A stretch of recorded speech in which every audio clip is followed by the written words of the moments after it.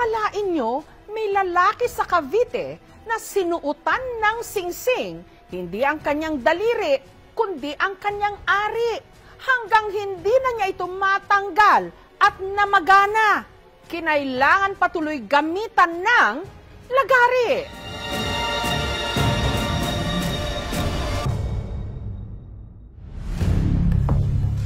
Ang malaking problema ng construction worker at 26 anyos na si June, hindi niya tunay na pangalan, masusolusyonan daw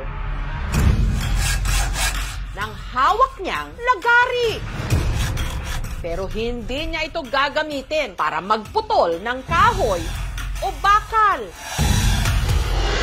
kundi para lagariin ang isang naiwang singsing na isinuot niya hindi sa kanyang daliri, kundi sa namamagana niyang ari. Naipit sa singsing. Sabi nga umawi yan, sakit niya eh. Oh, masakit talaga yan. Sobrang sakit po talaga. Lalagari ko na po pero sobrang sakit po talaga. Send ko nga kay MGS para tulungin ka. Buang kaya tayo. Katawa mo. Awit mo na, bakit sakit na kaya? Nagawa mang tawanan ni June ang sitwasyon. Baliw kaya tayo eh. Pero ang kanyang kalagayan, napakasensitibo. Napaka-delikado. Buang makang. Bakit mo nilagay yung singsing dyan? Magbaga na. Sabi nga umawi yan, sakit niya eh. Oh, masakit talaga yan. Tabu o bawal dapat pag-usapan ang paksang ito. Ginagawa pa ngang katatawanan ng iba. Pero ang nakababahala rito, base sa aming pananaliksik, marami ang mga kaparehong kaso. Pero bakit nila ito ginagawa? Ano mo gagawin natin yan? Tas mo. Sakit nga yan. Bakit mo nilagay yung singsing dyan? Nagsimula raw ang lahat nung naligo si June hapon nitong May 9. Galing po ako nun sa bahay ng tropa ko. Then pag-uwi ko ng bahay, naligo po ako nun. Dahil maluwag daw ang singsing na suot-suot niya sa kanyang hintuturo, tinanggal niya muna ito. Bigay kasi ng ex-girlfriend ko yung singsing na silver. At para hindi raw ito mawala, ito ang naisipang gawin ni June. Ang bagay na habang buhay niyang pagsisisihan.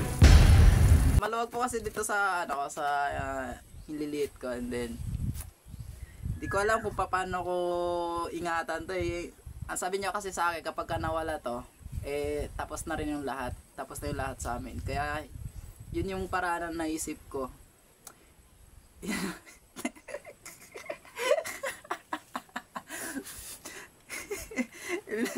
Lalagay ko doon sa para sabi ko hindi nga mawala, para hindi ka siya pahulog.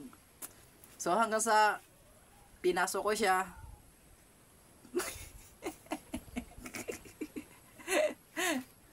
Pero sa kalagitnaan ng kanyang pagsasabon, ang singsing dumulas daw. Papasok sa kanyang pagkalalaki. Naramdaman ko na lang po nakapasok na po eh. Umipas ang ilang oras, may napansin siya. Para po siyang lumobo ng lumobo.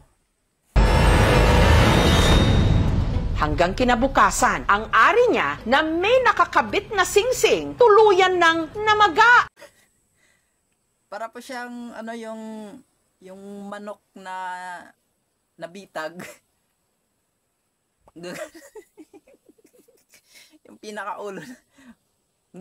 Nahirapan tuloy siyang maglakad. Hindi na rin siya makaihi. Sinubukan niya itong remedyohan. Sinubukan ko na po lahat ng mga pwedeng pampadulas, langis, mantika, sabon, baby oil. Nagtataka na nga po ang nanay ko kung saan ko raw gagawin yon, pero ang hindi niya po alam, andun nga nakapasok na po yung singsing sa ari. Pero nung ipinahid niya ito sa kanyang ari, sobrang sakit po, parang kumikirot buong katawan ko. Oh, masakit talaga yan, tanga-tanga ka eh. Masakit tanga! At dahil hirap na silang matanggal ang singsing, ang naisip na solusyon ng kapatid niyang si Jerry, lagaray na lang daw po ng lagari sa pambakal.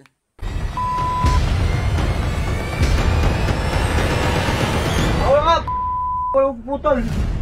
Si Jun na mismo ang nagtangkang lumagari sa kanyang sarili para matanggal ang singsing. Tagalin mo na siya, tao-tao po. Masakit ka nga. Yan po.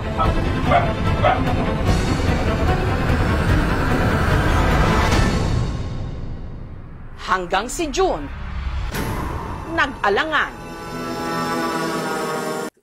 Natakot po ako baka po kasi dumulas kasi nga po may langis na po nakalagay dun. Susunod, Buang makang. Bakit mo nilagay yung singsing dyan?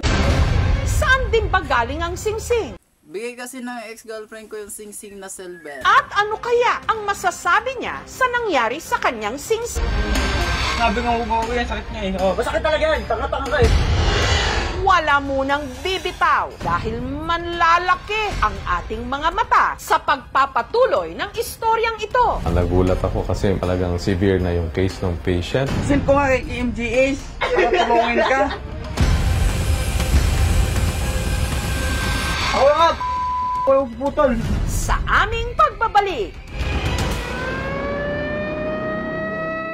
ang construction worker mula Cavite na si June, hindi niya tunay na pangalan, sising-sisi at walang singsakit ang dinanas nang ang isang singsing isinuot niya hindi sa kanyang daliri kundi sa kanyang ari. Naipit sa singsing. Sabi nga umuwi yan, sakit niya eh. Oh, masakit talaga yan. Tanga-tanga ka eh. Buang makang. Bakit mo nilagay yung singsing dyan? Sakit nga yan. Patay na wala ka ng Sobrang sakit po talaga lalo na nung kapag tumatayo. Lalo na kapag tumatayo, yun. Di ba yung kasi may parang may liig-liig, yung ng ari ng lalaki, parang may liig-liig siya. Sumabi.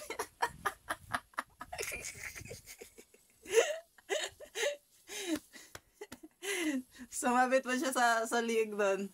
Kasi nahirapan pa ako magtanggal. Kapag tumitigas po, kapag naninigas po, po siya, gumagano no?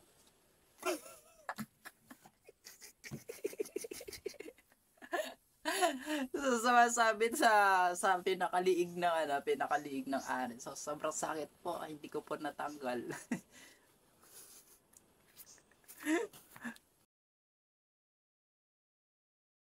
Daan, ang singsing isinusuot sa daliri at hindi kung saan-saan. Send ko nga kay KMGH. Para tulungin ka. At ang ganitong issue, hindi dapat pinagtatawanan. Dapat binibigyang linaw at tinatalakay Bagang-baga na.